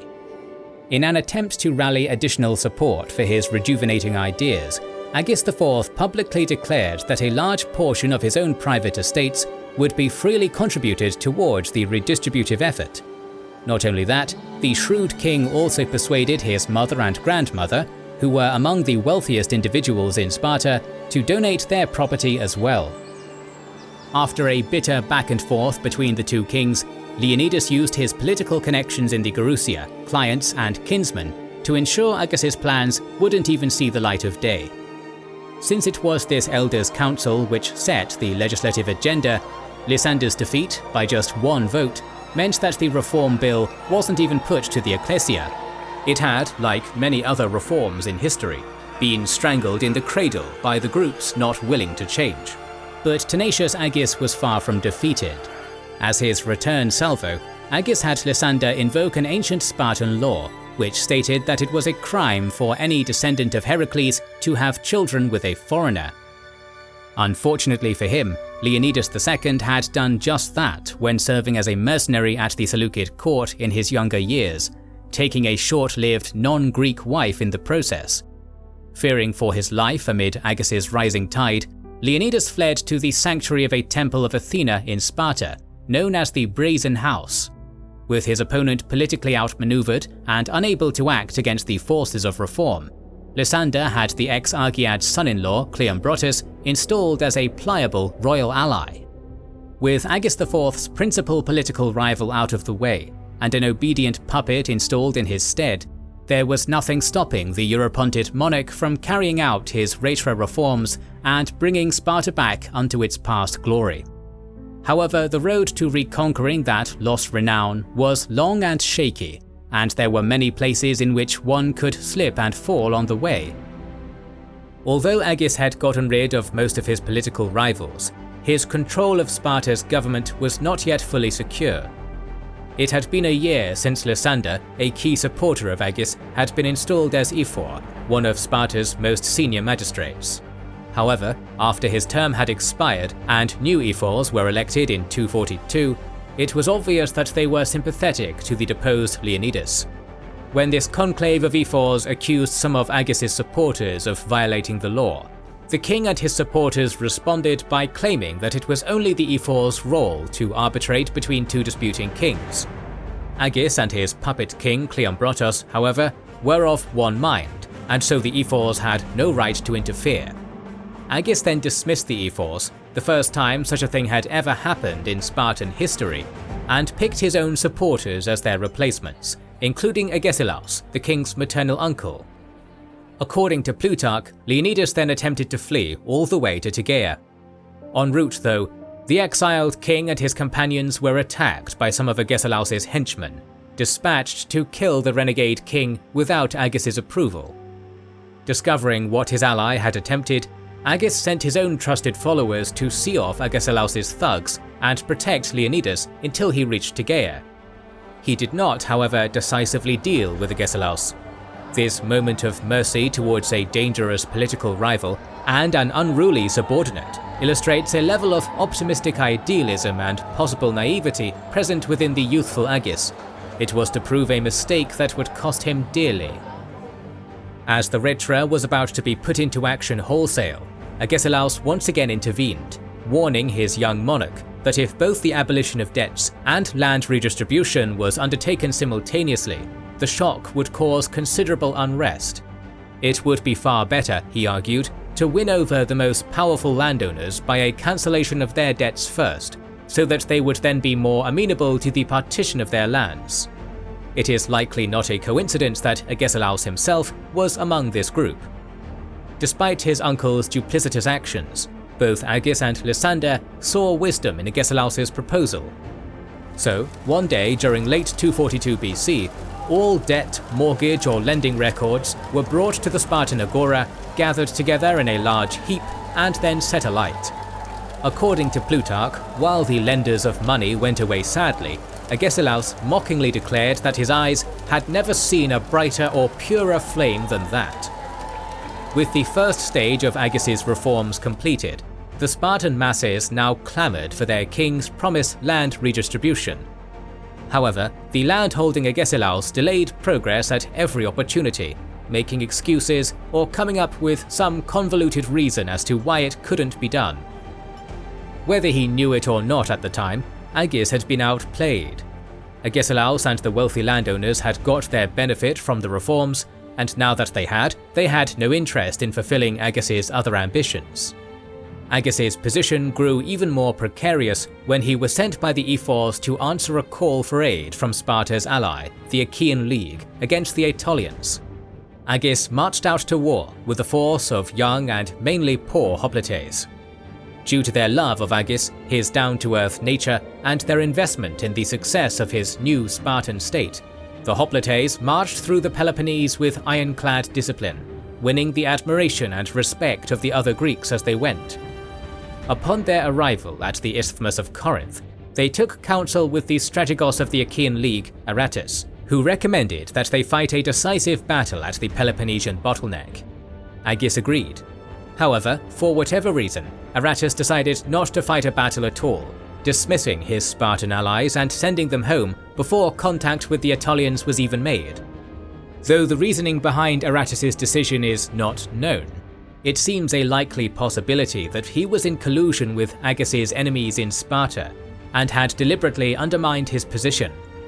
The Achaean League, which was led by powerful landowners, may also have been cautious of Agis' ideas spreading to their own polities. Whatever the reason, this Achaean snub was both a major blow to Agis' military prestige and his status. Meanwhile, back home, the situation had grown critical in Agis' absence, largely thanks to Agesilaus. His rampant delaying of Agis' reforms and maladministration ultimately cost Agis his political base in the city, and as a result, the opponents of the reforms were able to recall the deposed Leonidas II and restore him to the throne. When the militarily discredited Agis returned to Sparta at the head of a humiliated army in 241, he found the city and its government turned against him as well. Thus, Agis was forced to flee to sanctuary in the same temple Leonidas had sought refuge in just a few years earlier. He was eventually betrayed by his friends and thrown into prison by Leonidas' faction.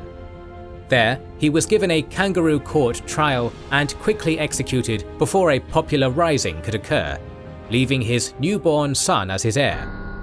Agis had been an idealist, but ultimately proved to be too easily manipulated by figures like Agesilaus, and arguably not ruthless enough to force the change he wanted.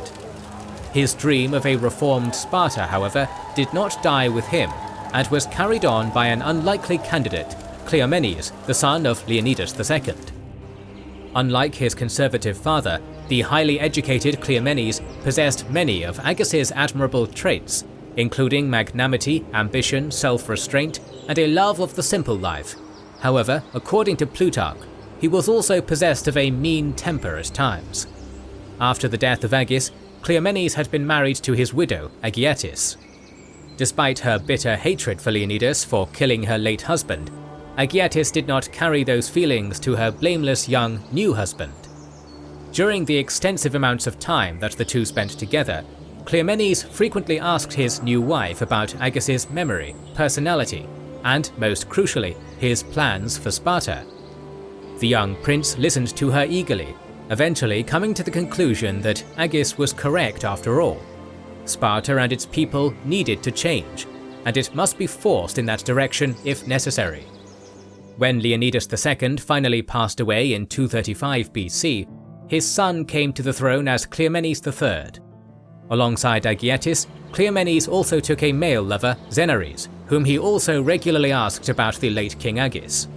What reforms had Agis wished to institute? How did those actions lead to his death? When Zenares realized that Cleomenes wasn't just curious about Agis's policies, but wanted to emulate him, the older man scolded him and cut off their relationship. Cleomenes, however, was now firmly set on taking up the standard of Agis IV and shaking up the existing order by whatever means necessary. In 229 BC, in order to drum up more political support for himself, Cleomenes first set out on a number of military operations against the Achaean League. Under the leadership of Aratus, they had continued to expand, holding much of the Peloponnese, and even threatening cities on the borders of Sparta. Either through subterfuge or diplomacy, however, Cleomenes was able to quickly win over a number of important Arcadian cities, including Tegea, Mantinea, Caphiae, and Orchomenus, beginning the so-called Cleomenean War. Later that year, Cleomenes marched to Belbina, one of the paths into Laconia from the north, and began fortifying it against future Achaean attacks. Rather than attack the fortified Spartan position, Aratus instead led his men out one night and attempted to storm Tegea and Orchomenus, hoping to take them by surprise. Unfortunately for him, the pro-Achaean parties inside those cities failed to open the gates, and he withdrew, believing his attempt had gone unnoticed by Cleomenes. The Spartan king had, however, discovered the bungled maneuver, and wrote a letter asking Aratus what his objectives were. Aratus tried to cover by replying that he was simply aiming to stop Cleomenes fortifying Belbina. Cleomenes, innocently feigning to believe the story, replied, "Then write and tell me why you brought along those torches and ladders." Upon receiving this barb, Aratus is said to have burst out laughing. Surprised, he asked a Spartan exile in his court who exactly this stripling king was, receiving the foreboding reply, "If you have designs upon the Lacedaemonians, see that you act quickly, before that young rooster grows his spurs." After the Athenaeum fortress at Belbina was completed, Cleomenes took 3,000 hoplites and 300 cavalry to ravage Arcadian territory.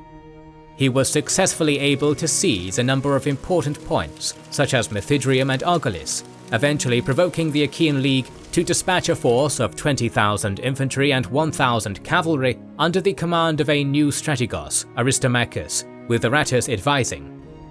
Cleomenes came across this significantly larger force near Pallantium, and eagerly drew his men up for battle. Aratus, however, was cautious of the Spartans' boldness and aggressiveness, advising Aristomachus to not risk the army and to retreat. They did so, followed by much jeering from the Spartan lines. Having won this bloodless victory, Cleomenes spoke to his victorious men, proclaiming that the Lacedaemonians do not ask how many, but where their enemies are.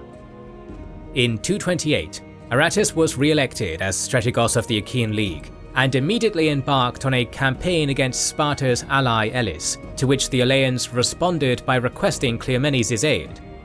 The Spartans marched quickly to their ally, and Cleomenes was able to score a decisive victory over Aratus near Mount Lechaeum as it withdrew from the area, sending it into flight and slaying many of its warriors. Rumors even spread that the venerable Achaean commander had been killed in the fighting, but the cunning general had survived, and after rallying his army, he made a forced march to the Spartan-aligned Mantinea, taking the city. This military reversal began to shake the Spartans' commitment to the war effort and his popularity at home. Meanwhile, in Sparta, Agis IV's son and successor, the young Eudamidas III, died suddenly, most likely poisoned. Cleomenes III was therefore forced to return home, and recalled Agis's brother, Archidamus, the now legitimate Europontid heir. Shortly after Archidamus' coronation, however, he too was assassinated. In both situations, modern historians tend to favour Plutarch's claim that the ephors were behind the murders. However, there are other sources which name Cleomenes himself as being of the conspirators. In either case, an Argead from the same dynasty as Cleomenes was installed on the throne instead. With faith in the war effort shaken and the chaotic succession of his co-monarch, Cleomenes was eager to shore up his position politically and regain his popularity. As a result, he bribed the ephors lavishly to send him on another campaign, while his revered mother, Cretesiclea, increased his support among the oligarchs in Sparta, even going so far as to marry one of the most influential men. In 227, with the ephors' blessing, Cleomenes III led the Spartan army out and occupied Leuctra, where 150 years earlier, Sparta's weakness was first laid bare. The strategos Aretus marched to meet him outside the city, and the two forces arrayed for battle and charged. In the initial hoplite clash, the numerically inferior Spartans were bested by the Achaeans, Cleomenes withdrawing his army across a deep ravine. Aratus, not wanting his men to be caught in this position, ordered them to stop the pursuit. His cavalry commander, Ledidus, ignored these orders, however, and charged after the Spartan forces. Seeing that the cavalry was now stuck in the broken terrain, Cleomenes rallied his men and sent his skirmishers to attack the cavalry, quickly wiping them out and killing Ledidus. Buoyed by this success, Spartan forces followed up their attack with another charge at Aretus's army, successfully managing to rout and break them. The defeat of Aretus at Leuctra finally gave Cleomenes an unmissable opportunity to begin carrying out Agis' belated reforms. Under the cover of a follow-up campaign against Achaea, the king mustered a small army consisting of hired mercenaries and, most importantly, many of his political enemies in Sparta.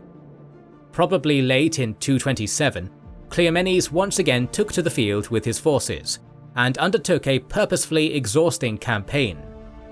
Two of the League's cities, Heraea and Alcaea, were invested and taken relatively quickly, after which Cleomenes marched at double speed towards his besieged ally Orchomenus, resupplying it and tiring out his troops in the process. From there, Cleomenes' Spartan army patrolled the vicinity of Mantinea, ostensibly to defer or detect any Achaean attacks there. In reality, however, this constant movement utterly wore out the field force's citizen contingent, who were left to rest in Arcadia at their own request. Cleomenes now put his plan into action. Leaving the majority of his opponents in Arcadia, Cleomenes returned to Sparta with his mercenaries. Once they neared the city, Cleomenes dispatched several of his closest companions and a mercenary escort to deliver their monarch's report to the ephors, who came together at their traditional 5-seated mess table to listen. Then, as the speech was being made, the mercenaries descended on the anti-reform ephors and killed 4 out of 5, the survivor fleeing to a nearby temple for sanctuary, as well as a dozen other men who came to help the ephors. Cleomenes, it seems, had learned from Agis IV's mistake, and would be as ruthless as he felt he needed to be. The morning after this politically inspired massacre, Sparta's revolutionary Agiad king entered the city and immediately published a list of 80 surviving political enemies among the Spartiates who were to be expelled. Then, moving on the ephors' dwelling, Cleomenes symbolically removed 4 of the 5 ephoral chairs and sat down in the one that remained. The message was clear: Sparta's old system, that had survived uninterrupted for centuries, was dead. Proceeding thereafter to the Agora, Sparta's primary place of assembly, Cleomenes summoned the population and began justifying his brutal coup and just why it was necessary. Invoking Lycurgus, the king argued that the ephors had been initially intended as mere assistants to the kings, and that they had gradually accumulated more and more power for themselves. This, he argued, had been acceptable at the time because the ephors had, quote, remained within their bounds.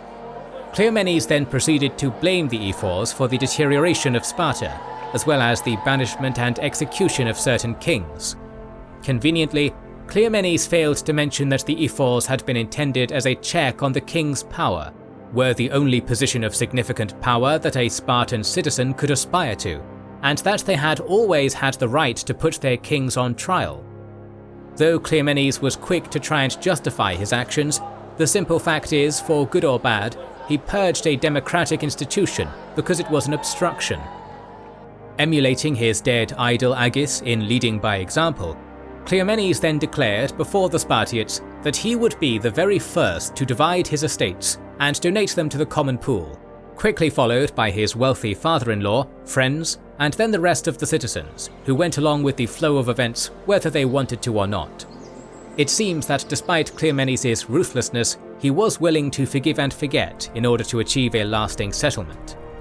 Rather than persecuting his enemies, the king reserved a portion of the pooled land for each man he had exiled, vowing to allow them back into Sparta once his ambitions had been achieved.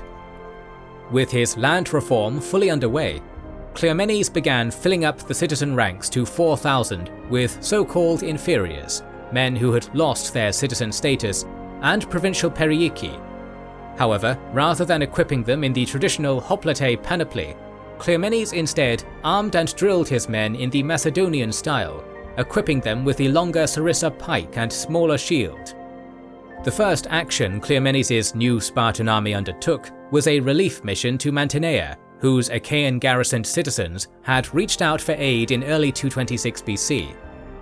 Making their way to the occupied city at night, the newly equipped Spartan phalangites easily took the city, expelled its garrison, and restored its independence.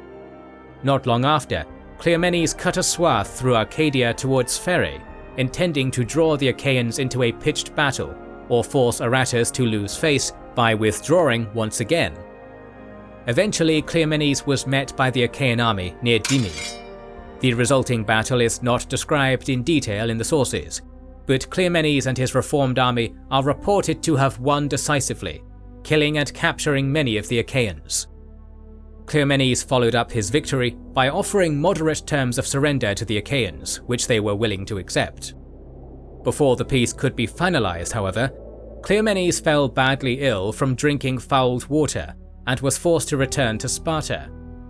Aiming to seize on the moment, Aratus turned to an old enemy, Antigonus III of Macedonia, imploring him to intervene against Cleomenes. By the time that Cleomenes was well enough to hold peace talks with the Achaeans, Aratus's deal with Antigonus had been confirmed. Though there were some amongst the Achaeans who did not want the Macedonian intervention and were happy to agree to Cleomenes' terms, Aratus actively sabotaged the peace talks, ensuring that the war continued unabated. Aratus had made a dangerous play. His decision to align with the Macedonians did give him a very powerful military ally, but it also cost him dearly in terms of popularity. Many cities within the Achaean League were in favour of accepting Cleomenes' terms and instituting similar reforms, rather than throwing their lot in with the expansionist power of Macedonia. Cleomenes himself, who was not particularly interested in instituting reforms in other cities, saw that despite the danger of Macedonian involvement, there was also a chance to take advantage of the chaos in the Achaean League and crush them before their larger ally could intervene. Cleomenes' war against the Achaean League had so far been remarkably successful. Much of Arcadia had been brought into the Spartan camp, as had Sparta's long-term nemesis Argos, and Cleomenes was even able to besiege the home city of Aratus, Sicyon. These victories had bolstered Cleomenes' reputation and position, as well as shaking the Achaean League to its core. This same success, however, had also pushed Aratus to take the drastic step of appealing to Antigonus Doson to intervene, conceding the strategically vital Acrocorinth to him to secure the alliance in 224 BC. As a result of this, Antigonus' geopolitical rival Ptolemy III, who had already been funding Cleomenes' war behind the scenes, doubled down on his position, hoping to establish Sparta as a counterweight to Macedonia in southern Greece. With Antigonus moving south from Evia with a force of roughly 20,000, Cleomenes was forced to abandon his siege of Sicyon and draw up a defensive line around the Acrocorinth. From this strong defensive position, Cleomenes was able to repulse a number of Macedonian assaults, inflicting such substantial casualties that Antigonus considered abandoning the assault and relocating. Fortunately for him, however, an opportunity soon arose. Many cities in the Peloponnese had sided with Cleomenes, in part because they thought that he would institute similar reforms that he had in Sparta, especially the abolition of debts. Cleomenes had never had such idealistic motives, however, a fact that was becoming more and more apparent with time. Frustrated by this lack of action, Argos revolted, siding with the Achaean League once again. Cleomenes quickly sent his father-in-law, Megistonus, with 2,000 men to regain the city, but they were quickly defeated, with Megistonus dying in the battle. The loss of Argos meant not only that Cleomenes' rear was threatened, but also opened the possibility for the Achaean League to use it as a springboard for an invasion of Sparta itself. With no other option available, Cleomenes was forced to abandon his position, effectively conceding Corinth to Antigonus. Capitalizing on this success, Antigonus proclaimed the creation of an anti-Spartan Hellenic League in the autumn of 224, consisting of the Macedonians, Achaeans, Thessalians, Boeotians, and Epirus. The Macedonian army was well trained and well disciplined, and without the advantage of a strong defensive position, Cleomenes was not confident that his new army could fight such a force. He was forced to give more and more ground, Antigonus seizing much of Arcadia in the following months. The situation may well have grown even worse for Cleomenes when Antigonus conceded land in Asia Minor to Ptolemy III in return for the latter halting all funds to the Spartans. Many of Cleomenes' hard-won conquests were disappearing in front of his eyes over the course of just a few months. The following year saw Antigonus keeping the pressure on Cleomenes. Tegea was besieged and fell quickly thanks to Macedonian siege expertise, Mantinea, Orchomenus and other strategic cities following suit, and being garrisoned by the Macedonians, penning Cleomenes in Laconia. Satisfied with these gains, Antigonus prepared to winter in Aegium with his mercenaries while sending most of his Macedonians home until the following campaign season. Lack of funds, combined with these losses, pushed Cleomenes into a desperate situation. Unable to supplement his forces with mercenaries and in dire need of fighting men, he took the extraordinary step of offering Helots the opportunity to buy their freedom and join the army. While this was certainly not the first time that Sparta had resorted to arming this serf class, it was a measure saved for the most dire of circumstances. The exact number of Helots that were able to take Cleomenes up on his offer is debated. Plutarch claims that 6,000 bought their freedom, 2,000 of whom were brought into Cleomenes' army, while other sources suggest substantially more. Modern historians, such as Paul Cartledge, tend to favour Plutarch's numbers, noting that Cleomenes would likely not have been able to risk the social upheaval that would have resulted if too many Helots were incorporated into the army. With his forces replenished and seeing that Antigonus had sent many of his men home for the winter, Cleomenes attempted a last bold play. Taking advantage of the fact that Antigonus was now too far away and too few in number to stop him in time, Cleomenes feinted as though he was about to plunder Argive territories, but unexpectedly pivoted and descended upon Megalopolis. The city was lightly defended, and with the help of men inside the city, Cleomenes was able to sweep in during the night. The Megalopians, caught by surprise, were nevertheless able to rally together a determined force to fight the Spartans, but it was too little too late, and the city quickly fell to Cleomenes. The city was offered the opportunity to side with Cleomenes, but refused, staying loyal to the Achaeans and Macedonians. The resulting sack of the city that followed was brutal, and was, in Polybius's words, so savage and ruthless a manner as to preclude the least hope that it might ever be restored. The sack shocked the Achaean League, and Antigonus quickly sent orders to recall the men he had sent home for the winter. This process of regathering the army would take time, however, and in the meantime, the Macedonian king could do little but garrison himself in Argos and wait for his forces to consolidate. Cleomenes in turn capitalized on this, ravaging the Argive territory in early 222 and hoping to stir up a revolt against the Macedonians. This did find some minor success, with the Argives imploring Antigonus to do something, but Antigonus was a shrewd commander. He knew that if he could weather the storm, it was only a matter of time before he would be able to go on the offensive once again.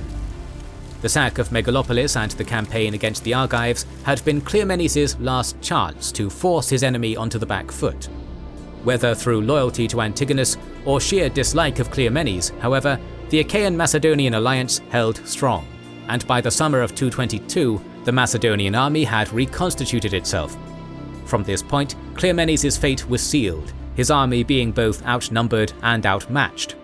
According to Polybius, Antigonus' army numbered just over 29,000, including 10,000 Macedonian phalangites, 3,000 peltasts, 11,600 from Illyria, Achaia and other Hellenic allies, 3,000 mercenaries, and 1,200 cavalry. In the face of this, Cleomenes had been able to muster a force of roughly 20,000, consisting of Spartans, Perioeci, allies, mercenaries, helots, and roughly 600 cavalry. The Macedonian force crossed into Laconia, and Cleomenes prepared his forces for a last stand. Barricading many of the Laconian passes, he gathered his army at Sellasia and prepared for battle. Cleomenes had chosen a strong defensive position consisting of two hills, Uis and Olympus, with a river running between the two.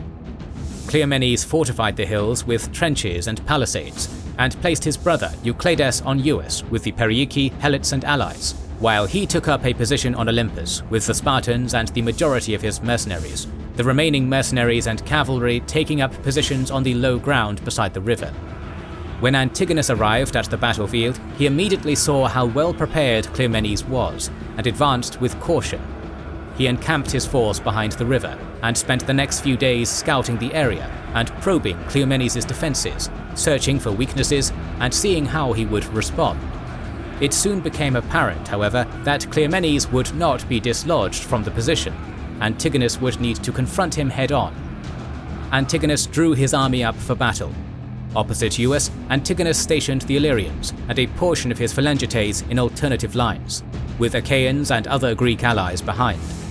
In the centre, opposite Cleomenes' cavalry, Antigonus placed his own horse, alongside a further 2,000 allied infantry. Lastly, he placed himself with his mercenaries and the bulk of his phalangites opposite Cleomenes on Olympus. Antigonus opened the battle with the Illyrians and part of the Achaeans charging Uis. These men seemed to have advanced so quickly, however, that they became too separated from the Macedonian phalangites on their wing, leaving them vulnerable. Seizing this opportunity, Cleomenes' mercenaries in the centre attacked the exposed rear of Antigonus' men, pinning them between Euclides' men at the top and the mercenaries at the bottom. It seemed as if Antigonus' assault was doomed to failure, but a young Megalopian cavalry officer, Philopoemen, disregarded his orders, gathering what men he could, and charged the Spartan cavalry opposite.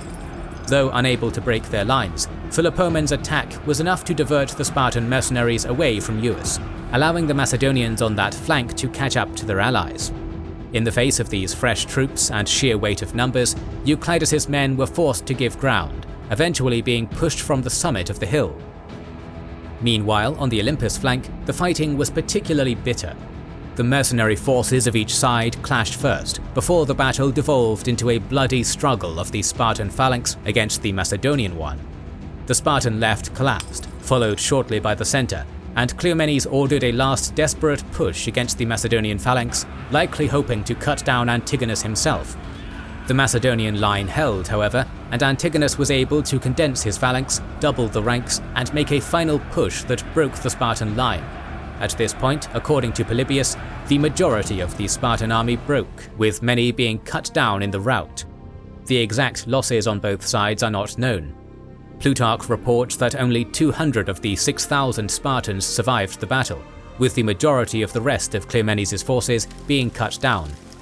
Plutarch is not, however, renowned for giving the most accurate numbers, and so these should be taken with a pinch of salt. What can be said with certainty is that Cleomenes was decisively defeated, taking heavy casualties, including the loss of his brother Euclides, but that he himself escaped the battle. Cleomenes ran to Gythium, and from there sailed in exile and defeat to the safety of Ptolemy III in Alexandria. With nothing to protect it, Sparta itself was easily taken by Antigonus, the first known time in history that Sparta had been occupied by a foreign power. Antigonus spared the city, ordering it not to be sacked, and settled for reinstating the ephors, reversing a number of Cleomenes' reforms, and installing a Theban governor instead of Sparta's kings. In Egypt, the Ptolemies kept Cleomenes away from politics, and he was eventually put under effective house arrest by Ptolemy IV. In 219, 3 years after arriving in the city, Cleomenes, according to Plutarch, gathered 13 companions, armed themselves, and tried to instigate a revolt against the new Ptolemaic king. According to Plutarch, Cleomenes was hoping to die an honourable death. The result was that Cleomenes and his friends roamed the streets of Alexandria, waving swords and scaring the locals, before giving up and killing themselves in the street. If Plutarch's account is true, it seems a rather pitiful and pathetic rather than honourable end for the exiled Spartan king. Cleomenes had been a bold and decisive king who seems to have made a genuine attempt at extending the life of Sparta. For a brief moment in history, he seems to have been able to restore Sparta to a shadow of its past glory, and has been described as the last truly great man of Sparta. At the same time though, it must be recognized that to do this, he destroyed the centuries-long government of Sparta, abolishing any semblance of democratic institutions, and ultimately making himself an autocrat. Therefore, while it may be reasonable to praise him for the reforms he made, it is worth considering whether he was motivated by an honest desire to better his countrymen, or simply wanted to create a more powerful state for his own ends. The death of Cleomenes resulted in a royal coup in Sparta, with the diarchy being restored, with the underaged Agesilaus III on the Agiad throne and Lycurgus on the Eurypontid. While the social war raged across Greece, Lycurgus tried to take advantage of the situation by retaking a number of towns around Argolis and Messenia. There would be no repeat of Cleomenes' successes, however, with the new Macedonian king Philip V marching quickly to the Peloponnese to beat back and humiliate the Spartans. Lycurgus was able to survive these defeats, and unrest within Sparta itself, ousting the still young Agesilaus, making Lycurgus the sole ruler of Sparta. Little is known about the rest of Lycurgus' reign, save that he died sometime around 210 and passed the throne to his son Pelops, though the true ruler of Sparta appears to have been a so-called tyrant, Maciandes. Under his command, Sparta once again tried to expand in the Peloponnese, even threatening Argos once more. At Mantinea in 207, they were crushed once again, however, this time by an Achaean army led by none other than Philopoemen, the hero of Sellasia. The result was 4,000 dead on the Spartan side, including Mechanidas himself, killed by Philopoemen personally.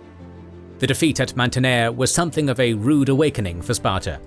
Time and time again she had attempted to establish herself as a major player in the Greek world, and time and again it had resulted in defeat and disaster. It was in this climate that a man called Nabis, probably though not definitely a member of the Eurypontid line, came to power. Under his rule, Sparta once again saw a series of reforms. A large number of Sparta's remaining helots and other slaves were emancipated to enlarge the citizen body, while resident mercenaries and additional periiki were also enfranchised. Nabis also encouraged trade and commercial interconnection with other polities, constructing a navy to safeguard the seas, granting gifts and boons to religious sanctuaries, all the while improving the city's infrastructure, including walls and water supply. Overall, it was, as Cartledge describes it, a period of modernization that moved Sparta closer to other contemporary Hellenistic states. Nabis continued Sparta's now long-held policy of being anti-Achaean and anti-Macedonian, which in turn brought him into an alliance with Rome, currently embroiled in the Second Punic War against Carthage and Macedonia. By 204, with his domestic situation secure and military bolstered, Nabis once again tried to push beyond Laconia's borders in a series of border wars with the Achaean League, but once again was ultimately beaten back after a decisive defeat by the formidable Philopoemen near Tegea in 200. Despite this setback, the start of the Second Macedonian War presented Nabis with a golden opportunity. The Achaean League, previously an ally of Macedonia, defected to the Romans, but Argos refused to follow suit, ceding from the League, and joined Philip. To try and assure Argive autonomy from the Achaeans, Philip then granted sovereignty over Argos to Nabis in 197, securing the deal with a marriage alliance. Unfortunately for the Macedonian king, Nabis, with Machiavellian ruthlessness, went over to the winning Roman side almost immediately after receiving Philip's gift. The Roman commander in Greece, and soon-to-be victor of Cynocephaly, Titus Quinctius Flamininus, received 600 Cretan mercenaries from Nabis as a token of their new alliance. In 196, Flamininus made his famous declaration of freedom for the Greek states from Macedonian hegemony. Though widely welcomed at the time, it soon became clear that this freedom was something of a facade, with Roman soldiers garrisoning the so-called fetters of Greece, Demetrius, Chalcis and Acrocorinth. unrest in Aetolia and Thessaly, and a looming threat from the Seleucid Antiochus III all contributed to Rome wanting to keep a firm hold over Greece. The question then was, how could the Romans keep legions in Greece while maintaining the pretense of bringing the Greeks freedom?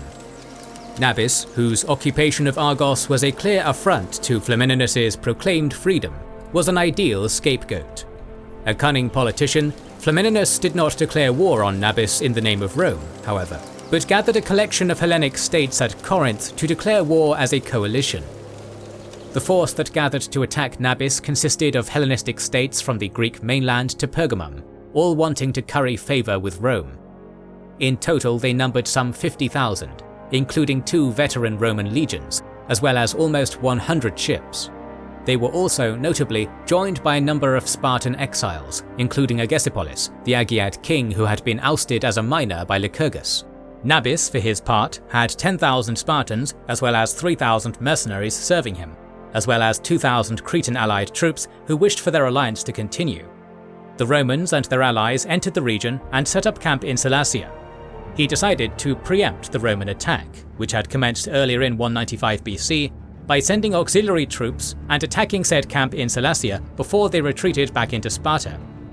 The Romans retaliated by moving through Mount Menelaus, subject to attack by Nabis's mercenaries, but moved into Amyclae and began a raiding campaign. On the coastal front, various cities began to surrender to Lucius Quinctius, and soon the anti-Spartan alliance found out about Gythium's position as a hub for Spartan naval supplies. Assembling 3 fleets, one of King Eumenes, one of the Rhodian allies, and a Roman naval fleet, they descended upon Gythium while the land troops began a land siege. Using recently constructed siege engines, the naval fleet rained hell on the city walls. There were 2 commanders in Gythium, Dexagoridas and Gorgopas. The former, seeing that the situation was desperate, decided to sneak a message to the Romans that he was willing to surrender. However, before he could negotiate a surrender, Gorgopas intercepted his message, confronted Dexagoridas, and then murdered him with his own hands. Thus the siege continued until 4,000 troops arrived as reinforcements for the Romans under Flaminius. Gorgopas then reversed his previous hardline course, decided to surrender, and negotiated his way out and into Sparta. Rome and her allies then turned towards Sparta to besiege it. Nabis was debating the best way forward, as he had received 3,000 allies from Argos from Pythagoras, his brother-in-law, but decided to offer peace to Flaminius, give back any deserters and prisoners, and withdraw from Argos. The Roman answer was a resounding no, with their own terms, that Sparta was to surrender Argos fully, rather than just withdrawing their troops, giving Laconia autonomy, and even cease any alliances with Crete, all in exchange for 6 months of truce. The Spartans decided to prepare for a siege, as Rome and their allies began to move towards the city of Ares. 50,000 troops arrived outside of Sparta, and then fought the Spartans outside the city. The Romans managed to push the Spartans back into the city, and then began to attack the gates. Spartans threw missiles, which crashed against the sturdy Roman shields, doing little damage. Eventually, the Romans and their allies broke through the gates and took the walls of the city, only to find themselves in the outskirts of the city. As Nabis began to flee further into the city, Pythagoras began his scorched earth policy by burning some of the outskirts buildings to slow down the Romans. The fiery remains were hurled against the Romans, who lost many men and decided to retreat. Flaminius regrouped his troops, then organized a counter-offensive. He attacked once more and pushed the Spartans into the inner city, besieging and then fighting them for 3 days, before Nabis sent Pythagoras with an offer to surrender. Flaminius, initially reluctant to accept Pythagoras, eventually relented and negotiated peace under his previous term. In less than a year, Nabis was forced to sign a treaty that conceded all his territories outside Laconia and that granted autonomy to many of the most important cities within Laconia, including the rich Perioecic harbour of Gythium. He was, however, spared the restoration of Laconian exiles and was allowed to remain in power. In 192, while Rome and her allies were distracted with a war with the Seleucid Empire, Nabis briefly retook Gythium, but was once again quickly beaten back by Philopoemen and forced back to Sparta. Nabis appealed to his Aetolian allies for assistance, who sent 1,000 men in response. Nabis's luck, however, had finally run out. Considered an unreliable ally, the Aetolians betrayed and assassinated him. Furious at this betrayal, the vengeful Lacedaemonians slaughtered Alexamenus and all of his 1,000 in a final gasp of energy. Seizing upon the disorder among his myriad enemies, Philopoemen and the Achaeans seized control of the city for himself, persuading or forcing the remaining Spartan leadership to join his Achaean League. With Nabis' death and the city taken, the independence of Sparta, which had endured for centuries against Persians, Macedonians, and other Greeks, was finally extinguished in the summer of 192. Her decline had been slow and painful. Since Leuctra in 371, Sparta had enjoyed brief moments of resurgence, only to be beaten down time and again, its sphere of influence eroding gradually over time. Indeed, after Leuctra, it could be said that any idea of Sparta in a Lycurgan sense was impossible. An almost fanatical adherence to a centuries-old constitution and tradition resulted in an inevitable decline of the population and state. At the same time, this conservatism paralyzed any attempt to reform this society through legislative means, as Agis IV had planned. Instead, meaningful change could only be made by effectively destroying the system, as Cleomenes III did. In terms of foreign policy, Sparta seemed almost blindly incapable of recognizing her diminished role in Hellenic affairs. Though sporadically successful in establishing herself as a local power, Sparta's wars ultimately brought it into conflict with foes it simply could not match, such as Macedonia and Rome. As historian Kenneth Hall has pointed out, a post-Peloponnesian War Sparta faced many of the same problems as Rome did in her early days: a drastic and crippling class separation and a power base founded upon allies. But unlike the notoriously adaptable Romans, Sparta was simply too rigid. It could not make the changes necessary to arrest decline, such as generously incorporating conquered peoples or integrating allies into the dominant culture to halt the oliganthropia process. And when reforms were attempted, they were either halted prematurely or were too little too late. The Spartans are renowned for their stand at Thermopylae, after which a famous epitaph was written for them: "Go tell the Spartans, passerby, that here, obedient to Spartan law, we lie." A quote which in many ways can be applied to the entirety of Spartan society overall. More videos on ancient Greek history are on the way, so make sure you have subscribed and pressed the bell button. Recently we have started releasing weekly Patreon and YouTube member exclusive videos. Join the ranks of patrons and YouTube members via the link in the description or by pressing the button under the video. To watch these weekly videos, learn about our schedule, get early access to our videos, join our private Discord, and much more. Please consider liking, commenting and sharing, it helps immensely. This is the Kings and Generals channel, and we will catch you on the next one.